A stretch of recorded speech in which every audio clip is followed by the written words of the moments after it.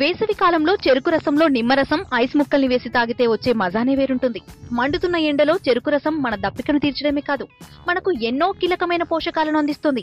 చెరుకు రసం తాగడం వల్ల కలిగే లాభాల గురించి టాప్ తెలుగు మీడియా ద్వారా తెలుసుకుందాం. సమ్మర్లో జలుబు, ఇన్ఫెక్షన్స్ బారిన పడకుండా చెరుకు రసం కాపాడుతుంది. నోటి దుర్వాసన, దంతక్షయాన్ని తగ్గించే లక్షణాలు చెరుకు రసంలో ఉన్నాయి. చెరుకు రసంలో యాంటీ ఆక్సిడెంట్లు ఎక్కువగా ఉండటం వల్ల ఇమ్యూనిటీ అంటే రోగ నిరోధక శక్తి పెరుగుతుంది.